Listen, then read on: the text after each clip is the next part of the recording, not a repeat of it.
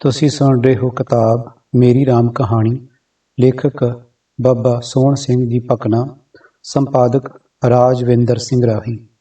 7ਵੇਂ ਭਾਗ ਵਿੱਚ ਸੁਣੋ ਅਮਰੀਕਾ ਪਹੁੰਚਣ ਸਮੇਂ ਅਮਰੀਕਨ ਇਮੀਗ੍ਰੇਸ਼ਨ ਦੇ ਸਵਾਲ ਅਤੇ ਅਗੰਮੋ ਸਹਾਇਤਾ।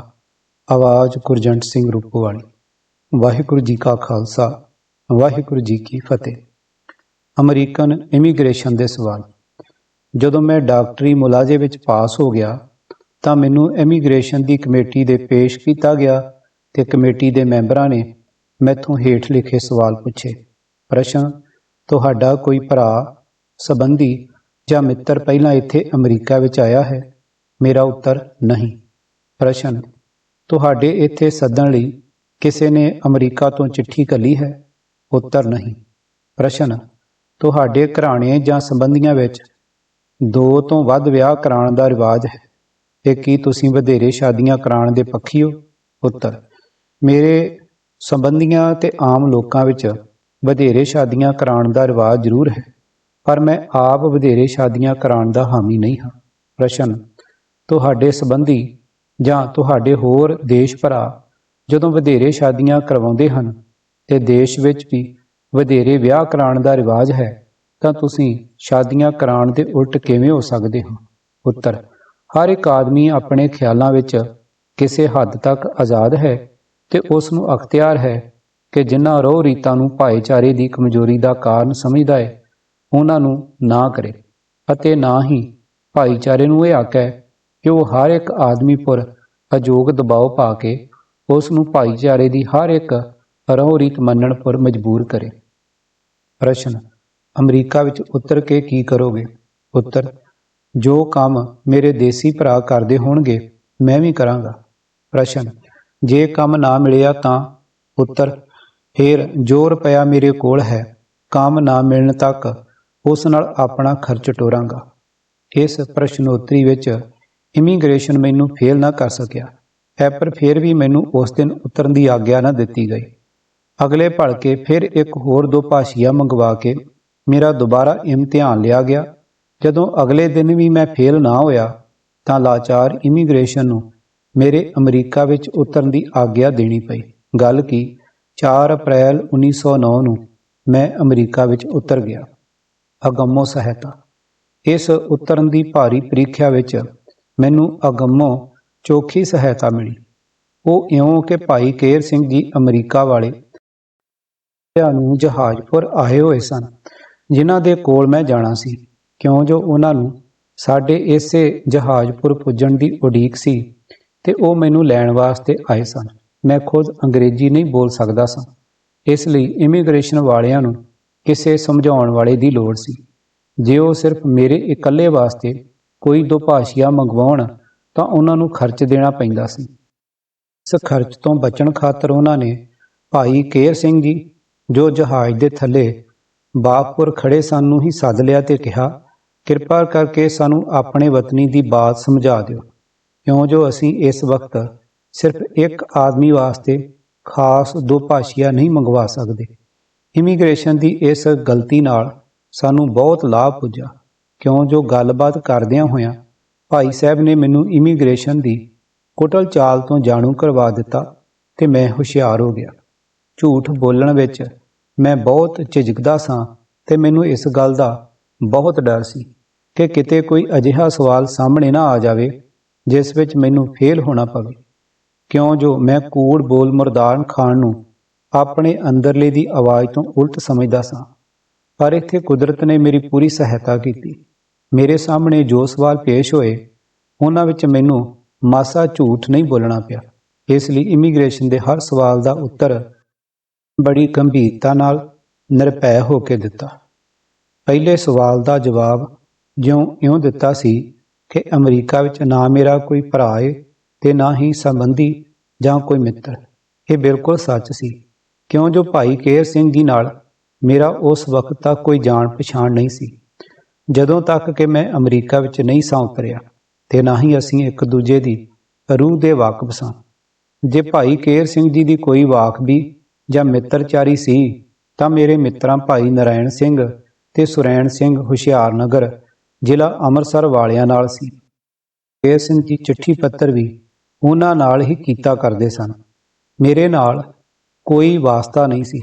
ਤੀਜੇ ਸਵਾਲ ਦਾ ਉੱਤਰ ਵੀ ਮੈਂ ਠੀਕ ਹੀ ਦਿੱਤਾ ਸੀ, ਕਿਉਂ ਜੋ ਬਾਬਾ ਜੀ ਦੀ ਸੰਗਤ ਕਰਕੇ ਮੈਨੂੰ ਬਹੁਤ ਸ਼ਾਦੀਆਂ ਕਰਾਉਣ ਤੋਂ ਵੀ ਘਿਰਣਾ ਹੋ ਚੁੱਕੀ ਸੀ। ਬਾਬਾ ਜੀ ਵਧੇਰੇ ਸ਼ਾਦੀਆਂ ਕਰਾਉਣ ਦੇ ਰਿਵਾਜ ਤੋਂ ਬਹੁਤ ਵਿਰੁੱਧ ਸਨ। ਇਸ ਤਰ੍ਹਾਂ ਪਛਨੋਤਰੀ ਵਿੱਚ ਮੈਨੂੰ ਆਪਣੀ ਜ਼ਮੀਰ ਦੇ ਉਲਟ ਇੱਕ ਅੱਖਰ ਵੀ ਮੂੰਹੋਂ ਕਹਿਣਾ ਨਹੀਂ ਪਿਆ, ਜਿਸ ਦੇ ਬਦਲੇ ਮੈਂ ਕੁਦਰਤ ਦਾ ਅੱਜ ਤੱਕ ਧੰਨਵਾਦੀ ਹਾਂ। ਇੱਕ ਅਣਜਾਣ ਆਦਮੀ ਸਾਹਮਣੇ ਜਦੋਂ ਇਹ ਸਵਾਲ ਰੱਖੇ ਜਾਂਦੇ ਸਨ ਤਾਂ ਉਹ ਖਿਆਲ ਕਰਦਾ ਸੀ ਕਿ ਖਬਰੇ ਇਮੀਗ੍ਰੇਸ਼ਨ ਦਾ ਭਾਈਬੰਦ ਆਦਿਕ ਪੁੱਛਣ ਦਾ ਇਹ ਭਾਵ ਹੈ ਭਈ ਅਮਰੀਕਾ ਵਿੱਚ ਉਤਰਨ ਪੁਰ ਉਹ ਬੇਕਾਰੀ ਜਾਂ ਬਿਮਾਰੀ ਦੀ ਹਾਲਤ ਵਿੱਚ ਮੈਨੂੰ ਸੰਭਾਲ ਸਕੇ ਤੇ ਮੇਰਾ ਬੋਝ ਗਵਰਨਮੈਂਟ ਅਮਰੀਕਾਪੁਰ ਨਾ ਪਵੇ। ਇਸ ਖਿਆਲ ਨੂੰ ਲੈ ਕੇ ਜਿਸ ਕਿਸੇ ਦਾ ਕੋਈ ਸੰਬੰਧੀ ਜਾਂ ਮਿੱਤਰ ਅਮਰੀਕਾ ਵਿੱਚ ਨਹੀਂ ਵੀ ਹੁੰਦਾ ਸੀ, ਉਹ ਵੀ ਕਹਿੰਦਾ ਸੀ ਕਿ ਹਾਂ ਮੇਰਾ ਭਰਾ ਜਾਂ ਮਿੱਤਰ ਫਲਾਣੇ ਥਾਂ ਹੈਗਾ ਏ, ਉਸ ਨੇ ਮੈਨੂੰ ਚਿੱਠੀ ਵੀ ਘੱਲੀ ਹੈ। ਬਸ ਇਹ ਫਜ਼ੂਲ ਟੁਚਰ ਇਮੀਗ੍ਰੇਸ਼ਨ ਸਾਹਮਣੇ ਰੱਖ ਲੈਂਦਾ ਸੀ ਕਿ ਹਿੰਦੁਸਤਾਨੀ ਆਪਣੇ ਸੰਬੰਧੀਆਂ ਨੂੰ ਚਿੱਠੀਆਂ ਘੱਲ ਘੱਲ ਕੇ ਹਿੰਦੁਸਤਾਨ ਤੋਂ ਮੰਗਾਈ ਜਾਂਦੇ ਨੇ। ਇਸ ਤਰ੍ਹਾਂ ਅਮਰੀਕਾ ਦੇ ਮਜ਼ਦੂਰਾਂ ਦਾ ਸਖਤ ਨੁਕਸਾਨ ਹੈ। ਇਸ ਲਈ ਅਸੀਂ ਇਸ ਆਦਮੀ ਨੂੰ ਵਾਪਸ ਕਰਦੇ ਹਾਂ। ਬਾਕੀ ਰਿਹਾ ਬਹੁਤ ਸ਼ਾਦੀਆਂ ਦਾ ਸਵਾਲ, ਇਸ ਦਾ ਜਵਾਬ ਵੀ ਹਰ ਇੱਕ ਹਿੰਦੁਸਤਾਨੀ ਲਈ ਨਹੀਂ ਵਿੱਚ ਦੇਣਾ ਔਖਾ ਹੁੰਦਾ ਸੀ, ਕਿਉਂ ਜੋ ਹਿੰਦੁਸਤਾਨ ਵਿੱਚ ਵਧੇਰੇ ਸ਼ਾਦੀਆਂ ਕਰਾਉਣ ਦਾ ਰਿਵਾਜ ਹੈ। ਇਹ ਸਾਰੇ ਸਵਾਲ ਜਿਨ੍ਹਾਂ ਨੂੰ ਫਜ਼ੂਲ ਕਹਿਣਾ ਚਾਹੀਦਾ ਹੈ, ਸਿਰਫ ਕੂਟਨੀਤੀ ਦੇ ਕਾਰਨ ਹੀ ਕੀਤੇ ਜਾਂਦੇ ਸਨ, ਨਹੀਂ ਤਾਂ ਇਹਨਾਂ ਸਵਾਲਾਂ ਦੀ ਇੱਥੇ ਲੋੜ ਹੀ ਕਾਈ ਨਹੀਂ ਸੀ। ਲੋੜ ਤਾਂ ਸਿਰਫ ਇਸ ਗੱਲ ਦੀ ਸੀ ਕਿ ਕੀ ਇਹ ਆਦਮੀ ਅਮਰੀਕਾ ਦੇ ਅਸ਼ਟੇ ਕੰਮ ਕਰਨ ਜੋਗਾ ਹੈ ਜਾਂ ਨਹੀਂ, ਜਾਂ ਇਸ ਨੂੰ ਕੋਈ ਅਜਿਹੀ ਬਿਮਾਰੀ ਤੇ ਨਹੀਂ ਜਿਸ ਦੀ ਲਾਗ ਸ਼ੋਅ ਨਾਲ ਅਮਰੀਕਾ ਵਿੱਚ ਇਹ ਭਿਆਨਕ ਬਿਮਾਰੀ ਫੈਲਣ ਦਾ ਭੈ ਹੈ, ਜਾਂ ਇਸ ਦੇ ਪਾਸ ਖਰਚ ਲਈ ਰੁਪਇਆ ਕਾਫੀ ਹੈ ਜੋ ਬੇਕਾਰੀ ਜਾਂ ਬਿਮਾਰੀ ਦੀ ਹਾਲਤ ਵਿੱਚ ਖਰਚ ਕਰ ਸਕੇ, ਜਾਂ ਇਸ ਦਾ ਕੋਈ ਭਾਈਬੰਦ ਆਦਿਕ ਅਮਰੀਕਾ ਵਿੱਚ ਹੈਗਾ ਹੈ ਜੋ ਅਜਿਹੀ ਹਾਲਤ ਵਿੱਚ ਇਸ ਨੂੰ ਸੰਭਾਲ ਸਕੇ ਤੇ ਗਵਰਨਮੈਂਟ ਅਮਰੀਕਾਪੁਰ ਇਸ ਦਾ ਵਾਧੂ ਬੋਝ ਨਾ ਪਵੇ। ਜੇ ਅਮਰੀਕਾ ਵਿੱਚ ਹਿੰਦੁਸਤਾਨੀਆਂ ਤੇ ਹੋਰਨਾਂ ਪੂਰਬੀ ਲੋਕਾਂ ਦੇ ਜਾਣ ਨਾਲ ਅਮਰੀਕਨ ਮਜ਼ਦੂਰਾਂ ਦਾ ਹਰਜ ਹੁੰਦਾ ਸੀ, ਜਾਂ ਉਹਨਾਂ ਦੇ ਜਾਣ ਨਾਲ ਅਮਰੀਕਾ ਵਿੱਚ ਬਹੁਤੀਆਂ ਸ਼ਾਦੀਆਂ ਦਾ ਰਿਵਾਜ ਪੈ ਜਾਣ ਦਾ ਡਰ ਸੀ, ਤਾਂ ਜੇ ਅਮਰੀਕਾ ਸਾਊ ਤੇ ਸਦਾਚਾਰੀ ਦੇਸ਼ ਹੁੰਦਾ ਤੇ ਉਸ ਵਿੱਚ ਗੋਰੇ ਕਾਲੇ ਦੀ ਕੋਈ ਦੁਰਾਇਤ ਨਾ ਹੁੰਦੀ, ਜਾਂ ਉਹ ਮਨੁੱਖ ਮਾਤਰ ਨਾਲ ਇੱਕੋ ਜਿਹਾ ਪ੍ਰੇਮ ਆਪਣੇ ਦਿਲ ਅੰਦਰ ਰੱਖਦਾ, ਤਾਂ ਉਹ ਪੱਛਮੀ ਲੋਕਾਂ ਯੂਰਪੀਅਨ ਲਈ ਵੀ ਉਹ ਕਾਨੂੰਨ ਜਾਰੀ ਕਰਦਾ ਜੋ ਪੂਰਬੀ ਲੋਕਾਂ ਲਈ ਘੜਿਆ ਸੀ, ਕਿਉਂ ਜੋ ਪੱਛਮੀਆਂ ਤੋਂ ਵੀ ਅਮਰੀਕਨ ਮਜ਼ਦੂਰਾਂ ਨੂੰ ਉਹ ਨੁਕਸਾਨ ਪਹੁੰਚਦਾ ਸੀ ਜੋ ਪੂਰਬੀਆਂ ਪਾਸੋਂ, ਅਤੇ ਸਾਰਿਆਂ ਲਈ ਸਾਫ਼ ਐਲਾਨ ਕਰ ਦਿੰਦਾ ਕਿ ਅਮਰੀਕਨ ਮਜ਼ਦੂਰਾਂ ਦੇ ਲਾਭ ਨੂੰ ਸਾਹਮਣੇ ਰੱਖ ਕੇ ਸਾਰੀ ਦੁਨੀਆ ਦੇ ਮਜ਼ਦੂਰਾਂ ਦਾ ਅਮਰੀਕਾ ਵਿੱਚ ਆਉਣਾ ਬੰਦ ਕਰਦਾ ਹੈ। ਇਸ ਲਈ ਸੰਸਾਰ ਭਰ ਵਿੱਚੋਂ ਕੋਈ ਮਜ਼ਦੂਰ ਅਮਰੀਕਾ ਆਉਣ ਦੀ ਇੱਛਾ ਨਾ ਕਰੇ, ਨਾਲੇ ਉਹ ਲੋਕ ਵੀ ਅਮਰੀਕਾ ਵਿੱਚ ਦਾਖਲ ਨਾ ਕੀਤੇ ਜਾਵਣ ਜਿਨ੍ਹਾਂ ਵਿੱਚ ਵਧੇਰੇ ਸ਼ਾਦੀਆਂ ਦਾ ਰਿਵਾਜ ਹੋਵੇ, ਭਾਵੇਂ ਉਹ ਵਪਾਰੀ ਹੋਵੇ ਜਾਂ ਮਜ਼ਦੂਰ, ਅਮੀਰ ਹੋਣ ਜਾਂ ਗਰੀਬ। ਪਰ ਅਮਰੀਕਾ ਨੇ ਇਉਂ ਨਹੀਂ ਕੀਤਾ। ਜੇ ਉਸਨੇ ਕੋਈ ਕਾਨੂੰਨ ਬਣਾਇਆ ਵੀ ਤਾਂ ਸਿਰਫ ਪੂਰਬੀ ਲੋਕਾਂ ਏਸ਼ੀਆਈਆਂ ਵਾਸਤੇ ਯੂਰਪ ਦੇ ਚਿੱਟ ਵਰਨੀਏ ਲੋਕ ਖੁੱਲ੍ਹੇ ਡੁੱਲੇ ਅਮਰੀਕਾ ਵਿੱਚ ਆ ਜਾ ਸਕਦੇ ਸਨ। ਇਸ ਕਾਨੂੰਨ ਦਾ ਉਹਨਾਂ ਉੱਤੇ ਕੋਈ ਅਤੇ ਏਸ਼ੀਆਈ ਲੋਕਾਂ ਵਿੱਚ ਵੀ ਇਹ ਕਾਨੂੰਨ ਵਧੇਰੇ ਹਿੰਦੁਸਤਾਨੀਆਂ ਉੱਤੇ ਕਈ ਢੰਗਾਂ ਨਾਲ ਵਰਤਿਆ ਜਾਂਦਾ ਸੀ, ਕਿਉਂ ਜੋ ਜਾਪਾਨ, ਚੀਨ ਆਦਿਕ ਆਪਣੀਆਂ ਹਕੂਮਤਾਂ ਰੱਖਦੇ ਸਨ ਤੇ ਅਮਰੀਕਾ ਨੂੰ ਕੁਝ ਮਜਬੂਰ ਵੀ ਕਰ ਸਕਦੇ ਸਨ। ਬਾਕੀ ਇੱਕ ਗੁਲਾਮ ਹਿੰਦੁਸਤਾਨ ਹੀ ਸੀ ਜਿਸ ਦਾ ਨਾ ਕੋਈ ਘਰ ਹੈ, ਨਾ ਹੀ ਖਸਮ ਗੁਸਾਈ। ਖਾਨਾ ਬਦੋਸ਼ਾਂ ਨਾਲ ਭਾਵੇਂ ਕੋਈ ਕਿਹੋ ਜਿਹਾ ਸਲੂਕ ਕਰੇ, ਉਹ ਗੁਲਾਮ ਕਿਸੇ ਦਾ ਵਿਗਾੜ ਹੀ ਕੀ ਸਕਦੇ ਨੇ। ਆਖਰ ਕੁਜੱਜ ਪੁਣੇ ਦੇ ਦਾਗ ਤੋਂ ਅਮਰੀਕਾ ਵੀ ਨਾ ਬਚ ਸਕਿਆ। ਉਸ ਨੇ ਅਜਿਹੀ ਕੂਟਨੀਤੀ ਤੋਂ ਕੰਮ ਲਿਆ ਕਿ ਗਰੀਬ ਹਿੰਦੀਆਂ ਦੇ ਲੱਖਾਂ ਰੁਪਏ ਜਹਾਜ਼ ਚਲਾਊ ਕੰਪਨੀਆਂ ਨੂੰ ਠਗਾ ਦਿੱਤੇ, ਕਿਉਂ ਜੋ ਨਾ ਤੇ ਇੱਕ ਲਿਖਤ ਹਿੰਦੁਸਤਾਨੀਆਂ ਦਾ ਅਮਰੀਕਾ ਵਿੱਚ ਦਾਖਲਾ ਬੰਦ ਕੀਤਾ ਤੇ ਨਾ ਹੀ ਉਤਰਨ ਦਿੱਤਾ। ਇਸ ਪਰ ਮੈਂ ਪਿੱਛੇ ਬਥੇਰਾ ਕੁਝ ਲਿਖ ਆਇਆ ਹਾਂ। ਹੁਣ ਇੱਥੇ ਇੰਨਾ ਕਹਿ ਦੇਣਾ ਹੀ ਕਾਫੀ ਹੈ ਕਿ ਹੁਣ ਉਹ ਅਮਰੀਕਾ ਨਹੀਂ ਰਿਹਾ ਜਿਸ ਨੇ ਗੁਲਾਮ ਹਬਸ਼ੀਆਂ ਦੀ ਆਜ਼ਾਦੀ ਲਈ ਆਪਣੇ ਭਰਾਵਾਂ ਦੇ ਲਹੂ ਵੀਟਣ ਤੱਕ ਦਰੇਗ ਨਹੀਂ ਕੀਤਾ ਸੀ, ਅਤੇ ਆਜ਼ਾਦੀ ਪ੍ਰਾਪਤੀ ਲਈ ਆਪਣਾ ਖੂਨ ਡੋਲ ਕੇ ਪੰਚਾਇਤੀ ਹਕੂਮਤ ਕਾਇਮ ਕੀਤੀ ਸੀ। ਹੁਣ ਉਹ ਅਮਰੀਕਨ ਪੰਚਾਇਤ ਅਮੀਰ ਧੜੇ ਦੇ ਹੱਥ ਵਿੱਚ ਜਾ ਚੁੱਕੀ ਸੀ ਤੇ ਸੱਚੀ ਆਜ਼ਾਦੀ ਦਾ ਖੂਨ ਹੋ ਚੁੱਕਾ ਸੀ। ਗਰੀਬ ਹਬਸ਼ੀਆਂ ਨਾਲ ਵੀ ਹੁਣ ਕਈ ਤਰ੍ਹਾਂ ਦੇ ਧੱਕੇ ਹੋਣ ਲੱਗ ਪਏ ਸਨ। ਸੱਚ ਤਾਂ ਇਹ ਹੈ ਕਿ ਅਮਰੀਕਨ ਪੰਚਾਇਤ ਹੁਣ ਨਾਮ ਤਰੀਕ ਪੰਚਾਇਤ ਹੈ। ਸਾਰੀ ਤਾਕਤ ਪੂੰਜੀਦਾਰਾਂ ਦੇ ਹੱਥ ਚਲੇ ਗਈ ਹੈ। ਜਿੱਕਣ ਵੀ ਉਹ ਚਾਹਣ ਅਮਰੀਕਨ ਗਵਰਨਮੈਂਟ ਨੂੰ ਆਪਣੀਆਂ ਉਂਗਲਾਂ ਪੁਰ ਨਚਾ ਸਕਦੇ ਨੇ, ਕਿਉਂ ਜੋ ਹੁਣ ਅਮਰੀਕਾ ਸੈਨੇਟ ਵਜ਼ੀਰ ਮੰਡਲੀ ਵਿੱਚ ਦੌਲਤਮੰਦਾਂ ਦੀ ਹੀ ਵੰਝਲੀ ਵੱਜਦੀ ਹੈ। ਜਿਸ ਦਿਨ ਮੈਂ ਜਹਾਜ਼ ਤੋਂ ਉਤਰਿਆ ਉਸ ਦਿਨ ਅਸੀਂ ਰਾਤ ਦੇਸ਼ ਭਗਤ ਭਾਈ ਹਰਨਾਮ ਸਿੰਘ ਜੀ ਕੇਰੀ ਸੇਰੀ, ਜੋ ਸੈਨਾਲ ਯੂਨੀਵਰਸਿਟੀ ਵਿੱਚ 19 ਦਿਨੀ ਪੜ੍ਹਦੇ ਸਨ, ਪਾਸ ਰਹੇ, ਕਿਉਂ ਜੋ ਭਾਈ ਕੇਰ ਸਿੰਘ ਜੀ ਦੀ ਪਹਿਲਾਂ ਉਹਨਾਂ ਨਾਲ ਵਾਕਬੀ ਸੀ। ਉਸ ਦਿਨ ਤੋਂ ਮੇਰੀ ਤੇ ਭਾਈ ਹਰਨਾਮ ਸਿੰਘ ਜੀ ਦੀ ਵੀ ਜਾਣ ਪਛਾਣ ਹੋ ਗਈ ਤੇ ਫਿਰ ਅਸੀਂ ਚਿਰੇ ਚੱਖੇ ਆਪੋ ਵਿੱਚ ਮਿਲਦੇ ਰਹੇ। ਭਾਈ ਹਰਨਾਮ ਸਿੰਘ ਜੀ ਉਹਨਾਂ ਸੱਚੇ ਦੇਸ਼ ਭਗਤਾਂ ਵਿੱਚੋਂ ਸਨ ਜੋ ਸੰਸਾਰ ਦੇ ਇਤਿਹਾਸ ਨੂੰ ਆਪਣੇ ਖੂਨ ਨਾਲ ਲਿਖਦੇ ਹਨ। ਉਹ ਬਹੁਤ ਦ੍ਰਿੜ ਵਿਸ਼ਵਾਸੀ ਤੇ ਧੀਰਜ ਵਾਲੇ ਆਦਮੀ ਸਨ। ਉਹਨਾਂ ਦੇ ਗੁਣ ਇਸ ਇੱਕ ਹੀ ਘਟਨਾ ਤੋਂ ਪ੍ਰਗਟ ਹਨ ਕਿ ਜਦੋਂ ਉਹ ਸੰਨ 1915 ਵਿੱਚ ਅਮਰੀਕਾ ਤੋਂ ਬਰਮਾ ਵਿੱਚ ਕੰਮ ਕਰਨ ਲਈ ਆਏ ਤਾਂ ਅੰਗਰੇਜ਼ੀ ਗਵਰਨਮੈਂਟ ਨੇ ਜੋ ਆਪਣੀ ਜ਼ਾਲਮਾਨਾ ਪਾਲਸੀ ਉੱਤੇ ਤੁਲੀ ਹੋਈ ਸੀ ਤੇ ਦੇਸ਼ ਭਗਤਾਂ ਨੂੰ ਫੜ ਫੜ ਕੇ ਧੜਾ ਧੜ ਫਾਹੇ ਟੰਗ ਰਹੀ ਸੀ, ਭਾਈ ਹਰਨਾਮ ਸਿੰਘ ਜੀ ਤੇ ਉਹਨਾਂ ਦੇ ਹੋਰਨਾਂ ਦੇਸ਼ ਭਗਤ ਸਾਥੀਆਂ ਨੂੰ ਜੋ ਬਰਮਾ ਵਿੱਚ ਕੰਮ ਕਰਦੇ ਸਨ ਮੌਤ ਦੀ ਸਜ਼ਾ ਦਿੱਤੀ। ਭਾਈ ਹਰਨਾਮ ਸਿੰਘ ਜੀ ਦੇ ਨਾਲ ਇੱਕ ਭਾਈ ਚਾਲੀਆ ਆਰਾਮ ਦੇਸ਼ ਭਗਤ ਵੀ ਸਨ। ਉਹਨਾਂ ਨੂੰ ਵੀ ਮੌਤ ਦੀ ਸਜ਼ਾ ਮਿਲੀ ਸੀ, ਪਰ ਜੱਜ ਨੇ ਉਹਨਾਂ ਦੇ ਫੈਸਲੇ ਵਿੱਚ ਕੁਝ ਕੁ ਗੁੰਜਾਇਸ਼ ਰੱਖੀ ਸੀ। ਫੈਸਲਾ ਸੁਣਾਉਣ ਸਮੇਂ ਜੱਜ ਨੇ ਭਾਈ ਚਾਲੀਆ ਰਾਮ ਨੂੰ ਆਖਿਆ ਸੀ ਕਿ ਤੁਸੀਂ ਅਪੀਲ ਜ਼ਰੂਰ ਕਰਨੀ, ਤੁਹਾਡੀ ਫਾਂਸੀ ਦੀ ਸਜ਼ਾ ਕੈਦ ਵਿੱਚ ਜ਼ਰੂਰ ਬਦਲ ਜਾਵੇਗੀ। ਪਰ ਭਾਈ ਚਾਲੀਆ ਰਾਮ ਨੇ ਇਹ ਆਖ ਕੇ ਅਪੀਲ ਕਰਨ ਤੋਂ ਸਿਰ ਫੇਰ ਦਿੱਤਾ ਸੀ ਕਿ ਮੈਂ ਭਾਈ ਹਰਨਾਮ ਸਿੰਘ ਜੀ ਵਰਗੇ ਮਹਾਤਮਾ ਦਾ ਸੰਗ ਨਹੀਂ ਛੱਡਣਾ ਚਾਹੁੰਦਾ। ਉਹਨਾਂ ਦੇ ਨਾਲ ਮੈਨੂੰ ਮੌਤ ਜੀਵਨ ਨਾਲੋਂ ਵੀ ਕਈ ਦਰਜੇ ਮਿੱਠੀ ਪ੍ਰਤੀਤ ਹੁੰਦੀ ਹੈ। ਆਖਰ ਭਾਈ ਚਾਲੀਆ ਰਾਮ ਫਾਂਸੀਪੁਰ ਤਾਂ ਲਟਕੇ, ਪਰ ਭਾਈ ਹਰਨਾਮ ਸਿੰਘ ਜੀ ਦਾ ਸਾਥ ਛੱਡਣਾ ਗਵਾਰਾ ਨਾ ਕੀਤਾ। ਸ਼ਾਬਾਸ਼ ਬਈ ਦੇਸ਼ ਭਗਤੋ, ਪ੍ਰੇਮ ਹੋਵੇ ਤਾਂ ਇਸੇ ਤਰ੍ਹਾਂ ਦਾ ਹੋਵੇ। ਅਗਲੇ ਦਿਨ ਰੇਲ ਗੱਡੀ ਤੇ ਸਵਾਰ ਹੋ ਕੇ ਭਾਈ ਕੇਰ ਸਿੰਘ ਜੀ ਤੇ ਮੈਂ ਪੋਰਟਲੈਂਡ ਓਰੀਗਨ ਸਟੇਟ ਨੂੰ ਆ ਗਏ। 3-4 ਦਿਨ ਮਗਰੋਂ ਭਾਈ ਕੇਰ ਸਿੰਘ ਜੀ ਨੇ ਇੱਕ ਨਵੇਂ ਕਾਰਖਾਨੇ ਦੀ ਉਸਾਰੀ ਦਾ ਕੰਮ ਲਿਆ। ਉਸ ਕਾਰਖਾਨੇ ਦੀ ਨੀਂਹ ਪਹਿਲੇ ਦਿਨ ਅਸਾਂ ਆਪਣੇ ਹੱਥੀਂ ਜਾ ਕੇ ਰੱਖੀ। ਇਸ ਕਾਰਖਾਨੇ ਦਾ ਨਾਂ ਮਿਨਾਰਕ ਮਿਲ ਸੀ। ਇਹ ਲੱਕੜੀ ਦਾ ਕਾਰਖਾਨਾ ਕੋਲੰਬੀਆ ਨਦੀ ਦੇ ਕੰਢੇ ਤਿਆਰ ਕੀਤਾ ਗਿਆ ਸੀ। 6 ਰੁਪਏ ਦਿਹਾੜੀ ਪੁਰ ਅਸੀਂ ਉੱਥੇ ਲੱਗੇ ਸਾਂ, ਪਰ ਜਦੋਂ 1 ਮਹੀਨਾ ਕੰਮ ਕਰਦਿਆਂ ਹੋ ਗਿਆ ਤਾਂ ਕਾਰਖਾਨੇ ਦੇ ਸੁਪਰਡੈਂਟ ਨੇ ਸਾਡੀ ਉਜਰਤ ਘੱਟ ਕਰਨੀ ਚਾਹੀ। ਉਸਨੇ ਭਾਈ ਕੇਰ ਸਿੰਘ ਨੂੰ ਕਿਹਾ ਕਿ ਮੈਂ ਤੁਹਾਨੂੰ ਤਨਖਾਹ ਵੀ ਹੋਰਨਾਂ ਆਦਮੀਆਂ ਨਾਲੋਂ ਵੱਧ ਦੇਵਾਂਗਾ, ਨਾਲੇ ਫੋਰਮੈਨ ਬਣਾ ਦੇਵਾਂਗਾ। ਪਰ ਭਾਈ ਕੇਰ ਸਿੰਘ ਜੀ ਸਮਝਦਾਰ ਬੰਦੇ ਸਨ। ਉਹਨਾਂ ਨੇ ਆਪਣੇ ਭਰਾਵਾਂ ਦਾ ਪੇਟ ਕੱਟ ਕੇ ਖੁਦ ਲਾਭ ਉਠਾਉਣਾ ਪ੍ਰਵਾਨ ਨਾ ਕੀਤਾ। ਇਸ ਗੱਲ ਦੇ ਕਾਰਨ ਅਸੀਂ ਸਾਰੇ ਉੱਥੋਂ ਕੰਮ ਛੱਡ ਕੇ ਦੂਜੀ ਥਾਂ ਚਲੇ ਗਏ। ਮੈਂ ਪਹਿਲਾਂ ਕਰੜਾ ਕੰਮ ਕਰਨ ਕਰਕੇ ਬਹੁਤ ਥੱਕ ਜਾਇਆ ਕਰਦਾ ਸਾਂ ਤੇ ਕਦੀ-ਕਦੀ ਘਬਰਾ ਵੀ ਜਾਂਦਾ ਸਾਂ, ਕਿਉਂ ਜੋ ਮੈਨੂੰ ਆਪਣੇ ਘਰ ਕਰੜਾ ਕੰਮ ਕਰਨ ਦੀ ਆਦਤ ਨਹੀਂ ਸੀ। ਪਰ ਭਾਈ ਕੇਰ ਸਿੰਘ ਜੀ ਦੀ ਸਹਾਇਤਾ ਤੇ ਦਇਆ ਨਾਲ ਮੈਂ ਸਹਿਜੇ ਸਖਤ ਕੰਮ ਕਰਨ ਦਾ ਆਦੀ ਹੋ ਗਿਆ। ਅੱਜ ਵੀ ਮੈਂ ਭਾਈ ਕੇਰ ਸਿੰਘ ਦੇ ਉਪਕਾਰਾਂ ਦਾ ਧੰਨਵਾਦੀ ਹਾਂ।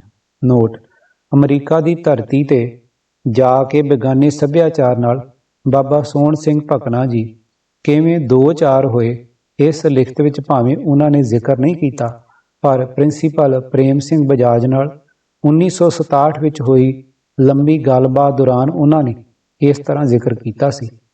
ਮੇਰੇ ਮਿੱਤਰ ਕੇਰ ਸਿੰਘ ਹੋਰੀ ਉੱਥੇ ਰਹਿੰਦੇ ਹੋਏ ਦਾੜੀ ਕੇਸ ਤੋਂ ਮੁਕਤ ਹੋ ਚੁੱਕੇ ਸਨ। ਉਸ ਦਾ ਮੇਰੇ ਉੱਪਰ ਵੀ ਅਸਰ ਹੋਇਆ। ਇਹ 1910 ਦੀ ਗੱਲ ਹੈ ਕਿ ਮੈਂ ਵੀ ਉਸੇ ਰੰਗ ਵਿੱਚ ਰੰਗਿਆ ਗਿਆ, ਜਿਵੇਂ ਅੱਧ-ਪਚੱਧੇ ਪੰਜਾਬੀ ਵਿਦੇਸ਼ਾਂ ਵਿੱਚ ਜਾ ਕੇ ਸਫਾ ਚੱਟ ਹੋ ਜਾਂਦੇ ਹਨ। ਮੈਂ ਨਾਮਧਾਰੀ ਰਹਿ ਚੁੱਕਿਆ ਸਾਂ। ਨਾਮ ਵੱਲ ਮੇਰਾ ਝੁਕਾਅ ਸੀ। ਗੁਰਬਾਣੀ ਦੇ ਅਭਿਆਸੀ ਦੇ ਤੌਰ ਤੇ ਲੋਕੀ ਮੈਨੂੰ ਜਾਣਦੇ ਸਨ। ਉਹ ਕਹਿਣ ਤੁਹਾਨੂੰ ਇਉਂ ਨਹੀਂ ਸੀ ਕਰਨਾ ਚਾਹੀਦਾ। ਮੈਂ ਵੀ ਮਹਿਸੂਸ ਕੀਤਾ ਤੇ 6 ਮਹੀਨੇ ਪਿੱਛੋਂ ਹੀ ਫਿਰ ਸਾਬਤ ਸੂਰਤ ਹੋ ਗਿਆ। 2 ਪੈੜਾਂ ਇਤਿਹਾਸ ਦੀਆਂ, ਪੰਨਾ 77, ਪੰਜਾਬੀ ਸਾਹਿਤ ਅਕਾਡਮੀ ਲੁਧਿਆਣਾ। ਸੰਪਾਦਕ ਵੱਲੋਂ ਟਿੱਪਣੀ: ਜਦੋਂ ਮੈਨੂੰ ਉੱਥੇ ਗਿਆ ਵਰ੍ਹਾ ਕੁ ਗੁਜ਼ਰ ਗਿਆ ਤਾਂ ਭਾਈ ਕੇਰ ਸਿੰਘ ਜੀ ਤੇ ਮੈਂ ਸਲਾਹ ਕੀਤੀ ਕਿ ਅਸੀਂ ਵੀ ਜਾਪਾਨੀਆਂ ਤੇ ਚੀਨੀਆਂ ਵਾਂਗ ਇੱਥੇ ਵਪਾਰ ਕਰਕੇ ਵੇਖੀਏ। ਇਹ ਕੰਮ ਇੱਕ ਕੰਪਨੀ ਬਣਾ ਕੇ ਸ਼ੁਰੂ ਕਰਨਾ ਚਾਹੀਦਾ ਹੈ, ਕਿਉਂ ਜੋ ਬਿਨਾਂ ਕੰਪਨੀ ਦੇ ਪ੍ਰਦੇਸ਼ ਵਿੱਚ ਵਪਾਰ ਹੋਣਾ ਔਖਾ ਹੈ। ਜਦੋਂ ਤੱਕ ਪੂੰਜੀ ਚੋਖੀ ਸਾਰੀ ਨਾ ਹੋਵੇ ਉਦੋਂ ਤੱਕ ਅਸੀਂ ਅਮਰੀਕਾ ਵਿੱਚ ਸਫਲ ਨਹੀਂ ਹੋ ਸਕਾਂਗੇ। ਪਰ ਇਹ ਸਾਡਾ ਅਲੜਪੁਣਾ ਸੀ ਜੋ ਅਸਾਂ ਜਾਪਾਨ ਤੇ ਚੀਨ ਦੀ ਰੀਸ ਅਮਰੀਕਾ ਵਿੱਚ ਹਿੰਦੁਸਤਾਨੀ ਮਾਲ ਦਾ ਵਪਾਰ ਕਰਨ ਦਾ ਖਿਆਲ ਕੀਤਾ। ਪੂੰਜੀ ਤਾਂ ਅਸੀਂ ਬਥੇਰੀ ਇਕੱਠੀ ਕਰ ਸਕਦੇ ਸਾਂ, ਪਰ ਉਹ ਤਾਕਤ ਜਿਸ ਤੋਂ ਬਗੈਰ ਅੱਜ ਕੱਲ੍ਹ ਦੁਨੀਆ ਦੀ ਕੋਈ ਕੌਮ ਵੀ ਵਪਾਰ ਵਿੱਚ ਸਫਲ ਨਹੀਂ ਹੋ ਸਕਦੀ, ਗੁਲਾਮ ਹਿੰਦੁਸਤਾਨੀਆਂ ਦੇ ਪੱਲੇ ਨਹੀਂ ਸੀ। ਸੁੱਖ ਆਖਰ ਇਹ ਨਿਰੋਲ ਹਿੰਦੂਆਂ ਦੀ ਕੰਪਨੀ ਬਣਾਈ ਗਈ, ਜਿਸ ਵਿੱਚ ਕੋਈ ਅਮਰੀਕਨ ਆਦਿਕ ਨਹੀਂ ਲਿਆ ਗਿਆ ਸੀ। ਇਸ ਕੰਪਨੀ ਦਾ ਨਾਮ ਹਿੰਦੀ ਭਰਾ ਰੱਖਿਆ ਗਿਆ। ਕੰਪਨੀ ਦੇ ਉਦੇਸ਼ ਹਿੰਦੁਸਤਾਨੀਆਂ ਵਿੱਚ ਤਿਆਰ ਹੋਏ ਮਾਲ ਨੂੰ ਅਮਰੀਕਾ ਵਿੱਚ ਵੇਚਣਾ ਸੀ। ਇਸ ਦੇ ਭਾਈਵਾਲ ਅਮਰੀਕਾ ਅਤੇ ਹਿੰਦੁਸਤਾਨ ਦੋਹੀਂ ਥਾਈਂ ਬਣਾਏ ਗਏ। ਜਦੋਂ ਕੰਪਨੀ ਤਿਆਰ ਹੋ ਗਈ ਤਾਂ ਭਾਈਵਾਲਾਂ ਦੀ ਕਮੇਟੀ ਨੇ ਇਸ ਗੱਲ ਪੁਰ ਵਿਚਾਰ ਕੀਤੀ ਕਿ ਕਿਸ ਤਰ੍ਹਾਂ ਦਾ ਮਾਲ ਹਿੰਦੁਸਤਾਨ ਤੋਂ ਅਮਰੀਕਾ ਵਿੱਚ ਮੰਗਵਾਇਆ ਜਾਵੇ। ਪਹਿਲਾਂ ਚਾਏ, ਹਲਦੀ ਤੇ ਮਸਾਲੇ ਆਦਿਕ ਦਾ ਸਵਾਲ ਕਮੇਟੀ ਦੇ ਪੇਸ਼ ਹੋਇਆ, ਕਿਉਂ ਜੋ ਅਮਰੀਕਾ ਵਿੱਚ ਇਹ ਚੀਜ਼ਾਂ ਵਧੇਰੇ ਲੰਕਾ ਤੇ ਹਿੰਦੁਸਤਾਨ ਤੋਂ ਜਾਂਦੀਆਂ ਹਨ ਅਤੇ ਅਮਰੀਕਨ ਹੋਰਨਾਂ ਦੇਸ਼ਾਂ ਦੀ ਚਾਹ ਨਾਲੋਂ ਲੰਕਾ ਦੀ ਚਾਹ ਨੂੰ ਵਧੇਰੇ ਪਸੰਦ ਕਰਦੇ ਨੇ। ਗਵਰਨਮੈਂਟ ਅਮਰੀਕਾ ਨੇ ਮਸਾਲਾ, ਹਲਦੀ ਤੇ ਚਾਹ ਉੱਤੋਂ ਮਸੂਲ ਚੁੰਗੀ ਨੂੰ ਵੀ ਹਟਾਇਆ ਹੋਇਆ ਹੈ। ਗਵਰਨਮੈਂਟ ਅਮਰੀਕਾ ਦੀ ਇਹ ਪਾਲਿਸੀ ਹੈ ਕਿ ਜੋ ਚੀਜ਼ਾਂ ਅਮਰੀਕਾ ਵਿੱਚ ਪੈਦਾ ਨਹੀਂ ਹੁੰਦੀਆਂ ਤੇ ਹੋਰਨਾਂ ਦੇਸ਼ਾਂ ਤੋਂ ਆਉਂਦੀਆਂ ਹਨ, ਉਹ ਉਹਨਾਂ ਉੱਤੇ ਮਸੂਲ ਨਹੀਂ ਲਾਉਂਦਾ, ਕਿਉਂ ਜੋ ਉਹਨਾਂ ਪਰ ਮਸੂਲ ਲਾਇਆ ਜਾਵੇ ਤਾਂ ਉਹ ਪਰਜਾ ਨੂੰ ਬਹੁਤ ਮਹਿੰਗੀਆਂ ਖਰੀਦਣੀਆਂ ਪੈਣਗੀਆਂ। ਇਸ ਪਰਜਾ ਪ੍ਰੇਮ ਨੂੰ ਮੁੱਖ ਰੱਖ ਕੇ ਚਾਹੇ, ਹਲਦੀ ਤੇ ਮਸਾਲੇ ਨੂੰ ਮਸੂਲ ਤੋਂ ਆਜ਼ਾਦ ਰੱਖਿਆ ਹੋਇਆ ਹੈ।